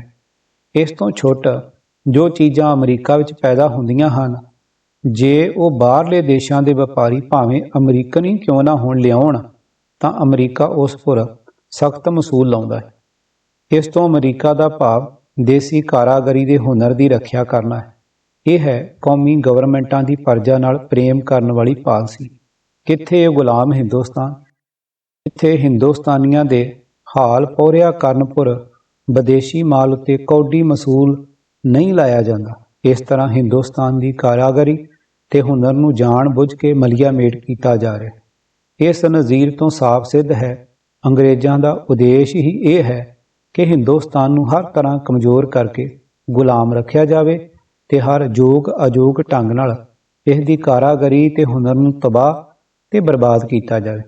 ਇਸ ਤਰ੍ਹਾਂ ਅੰਗਰੇਜ਼ ਵਪਾਰ ਦੀ ਆੜ ਲੈ ਕੇ ਡਾਕੂਆਂ ਵਾਂਗ ਹਿੰਦੁਸਤਾਨ ਦੀ ਧਨ ਦੌਲਤ ਨੂੰ ਦੋਹੀਂ ਹੱਥੀਂ ਲੁੱਟ ਰਹੇ ਹਨ। ਬਸ ਇਹੋ ਉਹਨਾਂ ਦਾ ਨਿਸ਼ਾਨਾ ਤੇ ਮੰਤਵ ਹੈ। ਹਿੰਦੀ ਬ੍ਰਦਰ ਕੰਪਨੀ ਦੀ ਕਮੇਟੀ ਨੂੰ ਚਾਹ ਤੇ ਹਲਦੀ ਆਦਿਕ ਦੇ ਵਪਾਰ ਵਿੱਚ ਇੱਕ ਭਾਰਾ ਨੁਕਸਾਨ ਪ੍ਰਤੀਤ ਹੋਇਆ। ਉਹ ਇਹ ਕਿ ਹਲਦੀ ਅਰ ਚਾਹ ਦਾ ਸਾਰਾ ਵਪਾਰ ਯੂਰਪੀਅਨ ਤੇ ਅਮਰੀਕਨ ਕੰਪਨੀਆਂ ਦੇ ਹੱਥ ਵਿੱਚ ਸੀ। ਨਾਲੇ ਚਾਹ ਤੇ ਹਲਦੀ ਖਾਦ ਖੁਰਾਕ ਦੀਆਂ ਚੀਜ਼ਾਂ ਹੋਣ ਕਰਕੇ ਅਮਰੀਕਾ ਵਿੱਚ ਡਾਕਟਰੀ ਮੁਲਾਜ਼ਾ ਹੋਇਆਂ ਬਿਨਾਂ ਉਤਰ ਨਹੀਂ ਸਨ ਸਕਦੀਆਂ। ਅਜਿਹੀ ਹਾਲਤ ਵਿੱਚ ਡਾਕਟਰਾਂ ਨਾਲ ਮਿਲ ਕੇ ਉਹ ਕੰਪਨੀਆਂ ਸਾਡੇ ਮਾਲ ਨੂੰ ਵੜੀਆਂ ਸੁਖਲੀਆਂ ਹੀ ਸਮੁੰਦਰ ਵਿੱਚ ਸੁਟਵਾ ਸਕਦੀਆਂ ਸਨ, ਅਰਥਾਤ ਰੱਦੀ ਕਰਾ ਕੇ ਫੇਲ ਕਰ ਸਕਦੀਆਂ ਸਨ। ਇਸ ਖਿਆਲ ਤੋਂ ਕਮੇਟੀ ਨੇ ਚਾਹ ਤੇ ਹਲਦੀ ਮੰਗਵਾਉਣਾ ਮੁਲਤਵੀ ਕਰ ਦਿੱਤਾ ਤੇ ਹਿੰਦੁਸਤਾਨ ਤੋਂ ਪਿੱਤਲ ਦਾ ਮੁਰਾਦਾਬਾਦੀ ਮਾਲ ਮੰਗਵਾਉਣ ਦਾ ਫੈਸਲਾ ਕੀਤਾ, ਜਿਹਾ ਕਿ ਫੂਲਦਾਨ, ਫਲਾਵਰ ਪੋਟਸ, ਫੁੱਲ ਕਲੀਆਂ ਰੱਖਣ ਵਾਲੇ ਗਲਾਸ, ਸੱਪ ਕੈਂਡਲਾਂ ਰੱਖਣ ਵਾਲੇ ਤੇ ਤਾਸੀਆਂ ਆਦਿਕ ਮਾਲ ਮੰਗਵਾਇਆ ਗਿਆ। ਇਸ ਨੂੰ ਅਮਰੀਕਨ ਲੋਕ ਅਕਸਰ ਪਸੰਦ ਕਰਦੇ ਸਨ। ਜਦੋਂ ਕੰਪਨੀ ਦਾ ਮਾਲ ਅਮਰੀਕਾ ਵਿੱਚ ਪੁੱਜਾ ਤਾਂ ਜਿਸ ਅਮਰੀਕਨ ਨੇ ਵੀ ਉਸ ਨੂੰ ਡਿੱਠਾ, ਉਹ ਉਸ ਦੀ ਸੁੰਦਰਤਾ ਵੇਖ ਕੇ ਅਚੰਭਾ ਰਹਿ ਗਿਆ। ਬਹੁਤ ਸਾਰੇ ਅਮਰੀਕਨ ਤਾਂ ਇਹ ਯਕੀਨ ਤੱਕ ਨਹੀਂ ਸਨ ਕਰਦੇ ਕਿ ਹੱਥੀਂ ਵੀ ਇਹੋ ਜਿਹਾ ਵਧੀਆ ਤੇ ਸੁੰਦਰ ਮਾਲ ਤਿਆਰ ਹੋ ਸਕਦਾ ਹੈ। ਪਰ ਜਦੋਂ ਉਹਨਾਂ ਨੂੰ ਹਿੰਦੁਸਤਾਨ ਦੇ ਹੱਥ ਦੀ ਪੁਰਾਣੀ ਕਾਰਾਗਰੀ ਦੀਆਂ ਇਤਿਹਾਸਕ ਨਜ਼ੀਰਾਂ ਜਿਹਾ ਕਿ ਢਾਕੇ ਦੀ ਮਲਮਲ ਆਦਿਕ ਦੱਸੀਆਂ ਜਾਂਦੀਆਂ ਸਨ, ਤਦ ਉਹ ਅਮੰਨਾ ਕਰਦੇ ਸਨ ਕਿ ਹਾਂ ਠੀਕ, ਹੱਥ ਨਾਲ ਅਜਿਹਾ ਸੁੰਦਰ ਮਾਲ ਤਿਆਰ ਕਰਨਾ ਹਿੰਦੁਸਤਾਨ ਤੋਂ ਬਿਨਾਂ ਹੋਰ ਕਿਸੇ ਦੇਸ਼ ਦਾ ਕੰਮ ਨਹੀਂ। ਇਸ ਦੇ ਉੱਤਰ ਵਿੱਚ ਅਸੀਂ ਆਖਿਆ ਕਰਦੇ ਸਾਂ ਕਿ ਸੱਜਣੋ, ਅੱਜ ਇਹ ਮਾਲ ਜੋ ਆਪਦੇ ਸਾਹਮਣੇ ਰੱਖਿਆ ਹੋਇਆ ਹੈ, ਇਹ ਤਾਂ ਹਿੰਦੁਸਤਾਨ ਦੀ ਉਜੜੀ ਪੁਜੜੀ ਕਾਰਾਗਰੀ ਦੇ ਰਹੇ ਖੋਹੇ ਨਮੂਨੇ ਨੇ। ਉਹ ਪੁਰਾਣੀ ਕਾਰਾਗਰੀ ਤਾਂ ਅੰਗਰੇਜ਼ਾਂ ਦੇ ਲੋਭ ਲਾਲਚ ਦੀ ਭੇਟਾ ਹੋ ਕੇ ਕਾਰੀਗਰਾਂ ਦੇ ਨਾਲ ਹੀ ਕਬਰਾਂ ਵਿੱਚ ਦਫਨਾਈ ਜਾ ਚੁੱਕੀ ਹੈ। ਪਰ ਅਮਰੀਕਾ ਹਿੰਦੁਸਤਾਨੀਆਂ ਨੂੰ ਵਪਾਰ ਕਰਦਾ ਵੇਖ ਕੇ ਕਦੋਂ ਜਰ ਸਕਦਾ ਸੀ। ਉਸ ਨੇ ਸਾਡੇ ਮਾਲ ਪੁਰ ਬਹੁਤ ਸਖਤ ਮਸੂਲ ਜੜ ਦਿੱਤਾ। ਕੰਪਨੀ ਨੇ ਇੰਨਾ ਕਰੜਾ ਮਸੂਲ ਭਰਨ ਤੋਂ ਨਾਂਹ ਕਰ ਦਿੱਤੀ। ਆਖਰ 1 ਵਰ੍ਹੇ ਮਗਰੋਂ ਇਹ ਝਗੜਾ ਮੁੱਕਾ। ਜੇ ਕਲਕੱਤੇ ਵਾਲੇ ਅਮਰੀਕਨ ਏਜੰਟ ਨੇ ਜਿਸ ਦੀ ਰਾਹੀਂ ਮਾਲ ਮੰਗਵਾਇਆ ਗਿਆ ਸੀ ਮਾਲ ਦੀ ਫਰਿਸ਼ਤ ਦੁਬਾਰਾ ਬਣਾ ਕੇ ਘੱਲੀ, ਫਿਰ ਵੀ ਬੜੇ ਰੇੜਕੇ ਨਾਲ ਅਮਰੀਕਾ ਵਾਲਿਆਂ ਨੇ ਮਸੂਲ ਕੁਝ ਘੱਟ ਕੀਤਾ। ਇਸ ਤਰ੍ਹਾਂ ਕੰਪਨੀ ਦਾ ਮਾਲ 1 ਸਾਲ ਰੁਕਿਆ ਰਿਹਾ। ਟੈਂਟਾ ਮੁੱਕ ਜਾਣ ਪਰ ਮਾਲ ਤਾਂ ਕੰਪਨੀ ਨੂੰ ਮਿਲ ਗਿਆ, ਪਰ ਉਧਰ ਸਾਲ ਭਰ ਮਾਲ ਦੇ ਚੁੰਗੀ ਘਰ ਦੇ ਗੋਦਾਮ ਵਿੱਚ ਪਏ ਰਹਿਣ ਕਰਕੇ ਕਿਰਾਇਆ ਤੇ ਖਰਚ ਆਦਿਕ ਪੈ ਗਿਆ। ਮਾਲ ਵੀ ਇੱਧਰ ਉੱਧਰ ਲਾਪਰਵਾਹੀ ਨਾਲ ਰੁਲਦਾ ਰਹਿਣ ਕਰਕੇ ਬਹੁਤ ਬਰਬਾਦ ਹੋ ਗਿਆ। ਇਸ ਕਰਕੇ ਕੰਪਨੀ ਦਾ ਢੇਰ ਹਰਜਾ ਹੋਇਆ। ਇਹ ਸਭ ਕੁਝ ਹੁੰਦਿਆਂ ਹੋਇਆਂ ਵੀ ਜੇ ਮਾਲ ਪੂਰੀ ਤਰ੍ਹਾਂ ਵਿਕ ਜਾਂਦਾ ਤਾਂ ਵੀ ਕੰਪਨੀ ਨੂੰ ਦੂਣਾ ਲਾਭ ਹੁੰਦਾ। ਜਦੋਂ ਕੰਪਨੀ ਨੇ ਮਾਲ ਮੰਗਵਾਉਣ ਦਾ ਫੈਸਲਾ ਕੀਤਾ ਸੀ ਤਾਂ ਉਸ ਵੇਲੇ ਮਾਲ ਦੇ ਨਮੂਨੇ ਹਿੰਦੁਸਤਾਨ ਤੋਂ ਮੰਗਵਾ ਕੇ ਅਮਰੀਕਨ ਕੰਪਨੀਆਂ ਨੂੰ ਦਿਖਾਏ ਗਏ ਸਨ। ਸਾਰੀਆਂ ਕੰਪਨੀਆਂ ਨੇ ਨਿਸ਼ਚਾ ਦਵਾਇਆ ਸੀ ਕਿ ਅਸੀਂ ਹਾਲਾਂ ਪੱਕਾ ਆਰਡਰ ਤਾਂ ਨਹੀਂ ਦੇ ਸਕਦੇ, ਹਾਂ ਜੇ ਹਿੰਦੀ ਬ੍ਰਦਰ ਨੇ ਇਸ ਨਮੂਨੇ ਨਾਲ ਮਾਲ ਮੰਗਵਾਇਆ ਤਾਂ ਅਸੀਂ ਲੋੜ ਅਨੁਸਾਰ ਜ਼ਰੂਰ ਖਰੀਦ ਲਵਾਂਗੇ। ਪਰ ਉਸ ਵੇਲੇ ਅਮਰੀਕਨ ਕੰਪਨੀਆਂ ਨੂੰ ਇਹ ਆਸ ਉੱਕੀ ਹੀ ਨਹੀਂ ਸੀ ਕਿ ਹਿੰਦੁਸਤਾਨੀ ਅਮਰੀਕਾ ਵਿੱਚ ਮਾਲ ਲਿਆਉਣ ਤੇ ਉਤਾਰਨ ਵਿੱਚ ਸਫਲ ਹੋ ਜਾਣਗੇ। ਜਦੋਂ ਹਿੰਦੀ ਬ੍ਰਦਰ ਕੰਪਨੀ ਦੇ ਏਜੰਟ ਮਾਲ ਦੇ ਨਮੂਨੇ ਲੈ ਕੇ ਅਮਰੀਕਨ ਕੰਪਨੀਆਂ ਦੇ ਦਫ਼ਤਰ ਪਹੁੰਚੇ ਤਾਂ ਜੋ ਬਾਤ ਅਜੇ ਤੀਕ ਪਰਦੇ ਵਿੱਚ ਸੀ, ਉਸਦਾ ਪਾਜ ਇੱਕਦਮ ਉਗੜ ਗਿਆ। ਮਾਲ ਵੇਖਦਿਆਂ ਹੀ ਅਮਰੀਕਨ ਕੰਪਨੀਆਂ ਦੇ ਸਿਰ ਪਾਣੀ ਪੈ ਗਿਆ। ਉਹਨਾਂ ਨੇ ਟਕੇ ਵਰਗਾ ਜਵਾਬ ਦਿੰਦਿਆਂ ਹੋਇਆਂ ਕਿਹਾ ਕਿ ਮਾਲ ਤਾਂ ਸੁਹੱਪਣ ਦੇ ਲਿਹਾਜ਼ ਨਾਲ ਜਾਪਾਨੀ ਮਾਲ ਨਾਲੋਂ ਵੀ ਵਧੀਆ ਹੈ ਤੇ ਹੈ ਵੀ ਸਸਤਾ, ਪਰ ਸ਼ੌਕ ਕਿ ਅਸੀਂ ਖਰੀਦ ਨਹੀਂ ਸਕਦੇ ਕਿਉਂਕਿ ਸਾਡੇ ਕੋਲ ਅੱਗੇ ਹੀ ਮਾਲ ਬਹੁਤ ਪਿਆ। 1-2 ਕੰਪਨੀਆਂ ਦੇ ਇਸ ਜਵਾਬ ਪੁਰ ਤਾਂ ਸਾਨੂੰ ਕੋਈ ਸ਼ੱਕ ਨਾ ਹੋਇਆ, ਪਰ ਜਦੋਂ ਪੋਰਟਲੈਂਡ ਤੇ ਹੋਰਨਾਂ ਸ਼ਹਿਰਾਂ ਦੀਆਂ ਸਾਰੀਆਂ ਕੰਪਨੀਆਂ ਨੇ ਵੀ ਇਹੋ ਜਿਹੇ ਮਿਲਵੇਂ ਜੁਲਵੇਂ ਉੱਤਰ ਦੇ ਕੇ ਮਾਲ ਲੈਣ ਤੋਂ ਸਿਰ ਫੇਰ ਦਿੱਤਾ ਤਾਂ ਸਾਡੀਆਂ ਅੱਖਾਂ ਖੁੱਲ੍ਹੀਆਂ। ਅਸੀਂ ਹੁਣ ਚੰਗੀ ਤਰ੍ਹਾਂ ਸਮਝੇ ਕਿ ਕਿਉਂ ਇਹਨਾਂ ਲੋਕਾਂ ਨੇ ਸਾਡਾ ਮਾਲ ਖਰੀਦਣ ਤੋਂ ਨਾਂਹ ਕੀਤੀ ਹੈ। ਕਾਰਨ ਸਾਫ਼ ਸੀ, ਉਹ ਇਹ ਕਿ ਅਮੀਰ ਕੰਪਨੀਆਂ ਸਾਡੇ ਵਪਾਰ ਨੂੰ ਸਹਾਰ ਨਹੀਂ ਸਨ ਸਕਦੀਆਂ। ਉਹ ਨਹੀਂ ਸਨ ਚਾਹੁੰਦੀਆਂ ਕਿ ਹਿੰਦੁਸਤਾਨੀ ਵੀ ਆਪਣਾ ਵਪਾਰ ਅਮਰੀਕਾ ਵਿੱਚ ਫੈਲਾ ਸਕਣ। ਆਖਰ ਬੜੀ ਮੁਸ਼ਕਲ ਨਾਲ ਕੰਪਨੀ ਨੇ ਆਪਣਾ ਮਾਲ ਪਬਲਿਕ ਆਮ ਲੋਕਾਂ ਵਿੱਚ ਵੇਚਿਆ। ਉਸ ਮਾਲ ਪਾਸੋਂ ਮਸਾਂ ਆਪਣਾ ਲੜ ਛੁਡਾਇਆ। ਇਸ ਤਰ੍ਹਾਂ ਆਪਣੀ ਗੁਲਾਮੀ ਉੱਤੇ 4 ਅੱਥਰੂ ਕੇਰਦਿਆਂ ਹੋਇਆਂ ਕੰਪਨੀ ਤੋੜ ਦਿੱਤੀ ਗਈ। ਇਸ ਠੋਕਰ ਦਾ ਮੇਰੇ ਦਿਲ ਪਰ ਬਹੁਤ ਡੂੰਘਾ ਅਸਰ ਹੋਇਆ ਤੇ ਮੈਂ ਚੰਗੀ ਤਰ੍ਹਾਂ ਸਮਝ ਗਿਆ ਭਈ ਗੁਲਾਮ ਕੌਮਾਂ ਲਿਆਕਤ ਰੱਖਦਿਆਂ ਹੋਇਆਂ ਵੀ ਸੰਸਾਰ ਵਿੱਚ ਵਪਾਰ ਆਦਿਕ ਕੁਝ ਨਹੀਂ ਕਰ ਸਕਦੀਆਂ। ਅੱਜ ਕੱਲ੍ਹ ਉਹ ਕੌਮਾਂ ਦੁਨੀਆ ਵਿੱਚ ਵਪਾਰ ਕਰ ਸਕਦੀਆਂ ਹਨ ਜੋ ਇੱਟ ਦਾ ਜਵਾਬ ਪੱਥਰ ਦੇਣ ਦੀ ਸਮਰੱਥਾ ਰੱਖਦੀਆਂ ਹਨ। ਸਾਡੇ ਵਪਾਰ ਦਾ ਹਸ਼ਰ ਜੋ ਹੋਇਆ ਉਹ ਤਾਂ ਪਾਠਕ ਦੇਖ ਹੀ ਚੁੱਕੇ ਨੇ। ਹੁਣ ਰਤਾ ਹੋਰ ਵੀ ਕੰਨ ਦੇ ਕੇ ਸੁਣੋ ਕਿ ਗੁਲਾਮ ਕੌਮਾਂ ਦੀ ਪ੍ਰਦੇਸ਼ਾਂ ਵਿੱਚ ਕਿਹੋ ਜਿਹੀ ਦੁਰਗਤ ਬਣਦੀ ਹੈ। ਜਦੋਂ ਹਿੰਦੁਸਤਾਨੀਆਂ ਨੇ ਆਪਣੀ ਕਿਰਤ ਕਮਾਈ ਵਿੱਚੋਂ ਕੁਝ ਰੁਪਏ ਜੋੜ ਕੇ ਓਰੀਗਨ, ਵਾਸ਼ਿੰਗਟਨ ਤੇ ਕੈਲੀਫੋਰਨੀਆ ਆਦਿਕ ਰਿਆਸਤਾਂ ਵਿੱਚ ਬਹੁਤ ਸਾਰੀਆਂ ਜ਼ਮੀਨਾਂ ਖਰੀਦ ਲਈਆਂ ਅਤੇ ਕੈਲੀਫੋਰਨੀਆ ਵਿੱਚ ਕਿਰਸਾਨਾਂ ਦੀਆਂ ਛੋਟੀਆਂ ਕੰਪਨੀਆਂ ਬਣਾ ਕੇ ਹਿੰਦੀ ਆਪਣੀ ਹੀ ਵਾਹੀ ਕਰਨ ਲੱਗ ਪਏ ਤਾਂ ਇਹ ਗੱਲ ਵੀ ਅਮਰੀਕਾ ਨਾ ਸਹਿ ਸਕਿਆ ਤੇ ਉਸਨੇ ਇੱਕ ਕਾਨੂੰਨ ਬਣਾ ਦਿੱਤਾ, ਜੇ ਸੰਸਾਰ ਕੋਈ ਏਸ਼ੀਆਈ ਪੂਰਬੀ ਅਮਰੀਕਾ ਵਿੱਚ ਜ਼ਮੀਨ ਨਹੀਂ ਖਰੀਦ ਸਕਦਾ ਸੀ ਤੇ ਨਾ ਹੀ ਅਮਰੀਕਾ ਦਾ ਵਸਨੀਕ ਸ਼ਹਿਰੀ ਬਣ ਸਕਦਾ ਸੀ। ਇਹ ਕਾਨੂੰਨ ਜਾਪਾਨੀਆਂ ਤੇ ਹਿੰਦੁਸਤਾਨੀਆਂ ਦੀ ਅਮਰੀਕਾ ਵਿੱਚ ਵੱਧ ਰਹੀ ਉੱਨਤੀ ਨੂੰ ਰੋਕਣ ਲਈ ਘੜਿਆ ਗਿਆ ਸੀ। ਖੈਰ, ਜਾਪਾਨ ਉੱਤੇ ਤਾਂ ਇਸ ਦਾ ਕੀ ਅਸਰ ਹੋਣਾ ਸੀ, ਪਰ ਇਸ ਕਾਨੂੰਨ ਨੇ ਗੁਲਾਮ ਹਿੰਦੀਆਂ ਦੀ ਉੱਨਤੀ ਦਾ ਬੂਹਾ ਉੱਕਾ ਹੀ ਬੰਦ ਕਰ ਦਿੱਤਾ। ਹੁਣ ਉਹ ਮਜ਼ਦੂਰੀ ਤੋਂ ਬਿਨਾਂ ਹੋਰ ਕੋਈ ਸੁਤੰਤਰ ਕੰਮ ਨਹੀਂ ਸਨ ਕਰ ਸਕਦੇ। ਇੱਥੋਂ ਤੱਕ ਕਿ ਆਪਣੀ ਜ਼ਮੀਨ ਖਰੀਦ ਕੇ ਵਾਹੀ ਆਦਿਕ ਦਾ ਕੰਮ ਕਰਨ ਵੱਲੋਂ ਵੀ ਹੱਥਲ ਕਰਕੇ ਵਹਾ ਦਿੱਤੇ ਗਏ। ਵਪਾਰ ਤੇ ਵਾਹੀ ਤੋਂ ਛੁੱਟ ਹੁਣ ਸਾਡੀ ਮਜ਼ਦੂਰੀ ਵੀ ਅਮਰੀਕਨਾਂ ਦੀਆਂ ਅੱਖਾਂ ਦਾ ਕੰਡਾ ਬਣ ਗਈ। ਉੱਥੋਂ ਦਾ ਮਜ਼ਦੂਰ ਧੜਾ ਹਿੰਦੁਸਤਾਨੀਆਂ ਨੂੰ ਅਮਰੀਕਾ ਵਿੱਚੋਂ ਕੱਢਣ ਲਈ ਹੱਥ ਧੋ ਕੇ ਪਿੱਛੇ ਪੈ ਗਿਆ। 1908 ਦੇ ਅਖੀਰ ਵਿੱਚ 2 ਲੱਕੜੀਆਂ ਦੇ ਕਾਰਖਾਨਿਆਂ ਵਿੱਚੋਂ ਮਜ਼ਦੂਰੀ ਕਰਨ ਵਾਲੇ ਹਿੰਦੂਆਂ ਨੂੰ ਰਾਤ ਸਮੇਂ ਮਾਰ-ਮਾਰ ਕੇ ਕੱਢ ਦਿੱਤਾ। ਇਹਨਾਂ ਕਾਰਖਾਨਿਆਂ ਦੇ ਨਾਮ ਅਲਬਰਟ ਤੇ ਵਿਲੀਅਮ ਸਨ। ਸ਼ਾਇਦ ਪਾਠਕ ਇਹ ਖਿਆਲ ਕਰਨਗੇ ਕਿ ਇਹਨਾਂ ਕਾਰਖਾਨਿਆਂ ਵਿੱਚ ਦਸਤਾਰਿਆਂ ਵਾਲੇ ਪੰਜਾਬੀ ਸਿੱਖ ਹੋਣਗੇ, ਜਿਨ੍ਹਾਂ ਨੂੰ ਲਾਲਾ ਲਾਜਪਤ ਰਾਏ ਆਦਿਕ ਦੇ ਖਿਆਲ ਅਨੁਸਾਰ ਅਮਰੀਕਨ ਇਸ ਵਾਸਤੇ ਹੱਛੀ ਨਿਗਾਹ ਨਾਲ ਨਹੀਂ ਸਨ ਦੇਖਦੇ ਕਿ ਇੱਕ ਤਾਂ ਉਹ ਦਾੜੇ, ਕੇਸ ਤੇ ਦਸਤਾਰਿਆਂ ਦੇ ਕਾਰਨ ਮੈਲੇ ਕੁਚੈਲੇ ਰਹਿੰਦੇ ਸਨ, ਦੂਜੇ ਉਹਨਾਂ ਦਾ ਚਾਲ ਚੱਲਣ ਵੀ ਹੋਰਨਾਂ ਹਿੰਦੀਆਂ ਨਾਲੋਂ ਵਧੇਰੇ ਨਖਿੱਧ ਸੀ। ਨਹੀਂ, ਇਹ ਗੱਲ ਨਹੀਂ ਸੀ। ਇਹਨਾਂ ਕਾਰਖਾਨਿਆਂ ਵਿੱਚ ਦਸਤਾਰਿਆਂ ਪਗੜੀਆਂ ਵਾਲੇ ਨਹੀਂ ਸਨ, ਟੋਪੀਆਂ ਵਾਲੇ ਜੈਂਟਲਮੈਨ ਹਿੰਦੀ ਹੀ ਸਨ, ਜਿਨ੍ਹਾਂ ਦੀ ਇਹ ਦੁਰਗਤ ਹੋਈ। ਡਕੋਮਾ ਨਾਮੇ ਸ਼ਹਿਰ ਵਿੱਚ ਪਿੰਡ ਗੱਡੇ, ਜ਼ਿਲ੍ਹਾ ਅੰਮ੍ਰਿਤਸਰ ਵਾਲੇ ਭਾਈ ਵੀਰ ਸਿੰਘ ਜੀ ਤੇ 40 ਹੋਰ ਆਦਮੀ ਰੇਲਵੇ ਕੰਪਨੀ ਦੇ ਕੰਮ ਪਰ ਲੱਗੇ ਹੋਏ ਸਨ। ਉਹਨਾਂ ਉੱਤੇ ਅਮਰੀਕਾ ਨੇ ਦਿਨੇ ਹੀ ਹੱਲਾ ਬੋਲ ਦਿੱਤਾ। ਭਾਈ ਵੀਰ ਸਿੰਘ ਤੇ ਉਹਨਾਂ ਦੇ ਸਾਥੀਆਂ ਨੇ ਨੱਸ ਜਾਣ ਦੀ ਕਾਇਰਤਾ ਨਾਲੋਂ ਸਿੱਧੇ ਮੱਥੇ ਮਰਨਾ ਹੀ ਯੋਗ ਸਮਝਿਆ। ਉਹਨਾਂ ਕੋਲ 6-7 ਬੰਦੂਕਾਂ ਤੇ ਪਿਸਤੌਲ ਵੀ ਸਨ। ਇਹ ਸਾਰੇ ਅੱਗੋਂ ਮੋਰਚਾ ਬੰਨ੍ਹ ਕੇ ਬਹਿ ਗਏ। ਜਦੋਂ ਅਮਰੀਕਨ ਉਹਨਾਂ ਤੋਂ ਥੋੜ੍ਹੀ ਦੂਰ ਪੁਰ ਹੀ ਆ ਗਏ ਤਾਂ ਉਹਨਾਂ ਨੇ ਉੱਚਾ ਨਿਸ਼ਾਨਾ ਬੰਨ੍ਹ ਕੇ ਗੋਲੀ ਦਾਗ ਦਿੱਤੀ।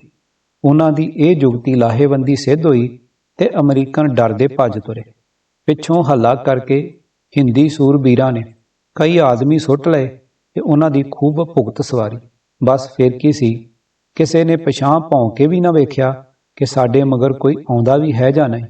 ਉਹ ਸਾਰੇ ਹੀ ਵਾਹੋ ਦਾ ਹੀ ਨੱਸਦੇ ਹੋਏ ਸ਼ਹਿਰ ਵਿੱਚ ਗਿੱਦੜਾਂ ਵਾਂਗੂ ਜਾ ਵੜੇ। ਇਸ ਤਰ੍ਹਾਂ ਫਤਿਹ ਹਿੰਦੀਆਂ ਦੀ ਹੋਈ। ਇਸ ਹਾਰ ਤੋਂ ਅਮਰੀਕਨ ਮਜ਼ਦੂਰ ਖਾਸੇ ਜਰਕ ਗਏ। ਇਸ ਤੋਂ ਬਾਅਦ 2-3 ਵਰ੍ਹੇ ਤੱਕ ਇਸ ਤਰ੍ਹਾਂ ਪਸ਼ੂਆਂ ਵਾਂਗ ਕਿਸੇ ਹੋਰ ਥਾਂ ਹਮਲਾ ਨਾ ਕੀਤਾ। ਉਂਝ ਕੱਲੇ ਦੁਕੱਲੇ ਹਿੰਦੀ ਨੂੰ ਕਿਤੇ ਕਿਤੇ ਤੰਗ ਕੀਤਾ ਕਰਦੇ ਸਨ। ਇਸ ਤੋਂ ਛੁੱਟ ਰੇਲ ਗੱਡੀਆਂ, ਟਰਾਂਬਿਆਂ, ਹੋਟਲਾਂ, ਸੜਕਾਂ ਤੇ ਪੁਤਲੀ ਘਰਾਂ, ਥੀਏਟਰਾਂ ਵਿੱਚ ਹੁਣ ਅਮਰੀਕਨ ਹਿੰਦੁਸਤਾਨੀਆਂ ਤੋਂ ਖੁੱਲ੍ਹੀ ਘਿਰਣਾ ਕਰਨ ਲੱਗ ਪਏ। ਇਸ ਘਿਰਣਾ ਦਾ ਕਾਰਨ ਹਿੰਦੁਸਤਾਨੀਆਂ ਦਾ ਘੱਟ ਤਨਖਾਹਾਂ ਲੈਣਾ ਜਾਂ ਦਸਤਾਰੇ ਬੰਨ੍ਹ ਕੇ ਸ਼ਹਿਰਾਂ ਵਿੱਚ ਫਿਰਨਾ ਆਦਿਕ ਨਹੀਂ ਸੀ, ਕਿਉਂ ਜੋ ਉਹ ਗੋਰਿਆਂ ਨਾਲੋਂ ਘੱਟ ਤਨਖਾਹ ਨਹੀਂ ਸਨ ਲੈਂਦੇ ਤੇ ਨਾ ਹੀ ਉਹ ਅਮਰੀਕਨ ਮਜ਼ਦੂਰਾਂ ਨਾਲੋਂ ਮੈਲੇ ਕੁਚੈਲੇ ਜਾਂ ਖਰਾਬ ਚਾਲ ਚੱਲਣ ਦੇ ਹੀ ਸਨ। ਸਗੋਂ ਅਮਰੀਕਨ ਮਜ਼ਦੂਰਾਂ ਨਾਲੋਂ ਹਿੰਦੁਸਤਾਨੀ ਸਾਫ ਸੁਥਰੇ ਤੇ ਚੰਗੇ ਚਾਲ ਚੱਲਣ ਦੇ ਸਨ। ਹਿੰਦੁਸਤਾਨੀਆਂ ਦੇ ਚਾਲ ਚੱਲਣ ਦੀ ਨਜ਼ੀਰ ਇਸ ਇੱਕ ਹੀ ਗੱਲ ਤੋਂ ਸਾਫ਼ ਮਿਲ ਸਕਦੀ ਹੈ ਤੇ ਇਹ ਕੋਈ ਗੁੱਝੀ ਛਿਪੀ ਗੱਲ ਨਹੀਂ ਸੀ ਕਿ ਅਮਰੀਕਨ ਦੁਕਾਨਦਾਰ ਤੇ ਕੰਪਨੀਆਂ ਵਾਲੇ ਜਿਤਨਾ ਭਰੋਸਾ ਹਿੰਦੁਸਤਾਨੀਆਂ ਉੱਤੇ ਕਰ ਸਕਦੇ ਸਨ, ਉਹਨਾਂ ਉੱਤੇ ਕਦੇ ਵੀ ਨਹੀਂ ਸਨ ਕਰਦੇ।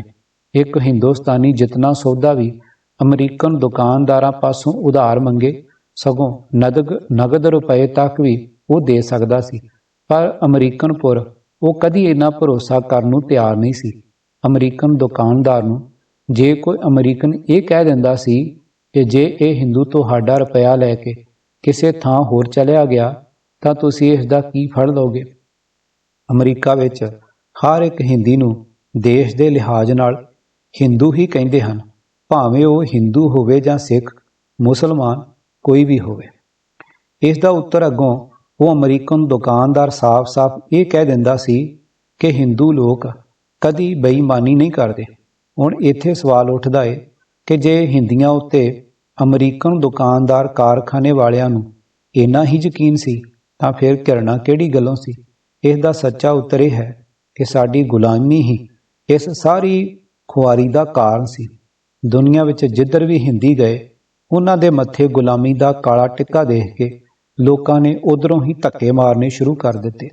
ਜੇ ਹਿੰਦੀ ਆਜ਼ਾਦ ਹੁੰਦੇ ਤਾਂ ਆਸਟ੍ਰੇਲੀਆ, ਅਫਰੀਕਾ, ਕੈਨੇਡਾ ਤੇ ਅਮਰੀਕਾ ਆਦਿਕਾਂ ਦੀ ਕੀ ਮਜਾਲ ਸੀ ਕਿ ਉਹਨਾਂ ਪਰ ਝੂਠੀਆਂ ਉਂਝਾਂ ਦਾ ਲੂਣ ਥੱਪ ਕੇ ਉਹਨਾਂ ਨੂੰ ਬਦਨਾਮ ਕਰਦੇ ਅਤੇ ਧੱਕੇ ਮਾਰ ਕੇ ਆਪਣੇ ਦੇਸ਼ਾਂ ਤੋਂ ਬਾਹਰ ਕੱਢਦੇ, ਭਾਵੇਂ ਉਹਨਾਂ ਦੇ ਮਨ ਵਿੱਚ ਕਾਲੇ ਗੋਰੇ ਦਾ ਫਰਕ ਕਿੰਨਾ ਵੀ ਕਿਉਂ ਨਾ ਹੁੰਦਾ। ਪਰ ਉਹ ਸਾਡੇ ਛਿੱਤਰ ਤੋਂ ਡਰਦੇ, ਕੁਸਕਦੇ ਤੱਕ ਨਾ। ਹੁਣੇ ਕਾਬਲ ਦੀ ਨਵੀਂ ਮਿਸਾਲ ਆਪਦੇ ਸਾਹਮਣੇ ਹੈ। ਜੇ ਅਮੀਰ ਕਾਬਲ ਪੂਰੀ ਖੁਦਮੁਖਤਿਆਰੀ ਤੋਂ ਪਹਿਲਾਂ ਯੂਰਪ ਦਾ ਸੈਲਾ ਕਰਦਾ ਤਾਂ ਹਿੰਦੁਸਤਾਨੀ ਰਾਜਿਆਂ ਮਹਾਰਾਜਿਆਂ ਤੋਂ ਵੱਧ ਯੂਰਪ ਉਹਨਾਂ ਦੀ ਕਦਰ ਨਾ ਕਰਦਾ। ਇਹ ਆਜ਼ਾਦੀ ਦੀਆਂ ਬਰਕਤਾਂ ਹਨ ਕਿ ਜਿੱਧਰ ਅਫਗਾਨ ਬਾਦਸ਼ਾਹ ਗਏ ਉੱਧਰ ਹੀ ਯੂਰਪ ਦੀਆਂ ਤਾਕਤਾਂ ਨੇ ਉਹਨਾਂ ਦਾ ਇੱਕ ਦੂਜੀ ਨਾਲੋਂ ਵੱਧ ਚੜ੍ਹ ਕੇ ਸਵਾਗਤ ਕੀਤਾ ਤੇ ਅਫਗਾਨ ਬਾਦਸ਼ਾਹ ਦਾ ਆਪਣੇ ਘਰ ਪ੍ਰਾਹੁਣਾ ਆਉਣਾ ਇੱਕ ਮਾਣ ਦਾ ਕਾਰਨ ਸਮਝਿਆ।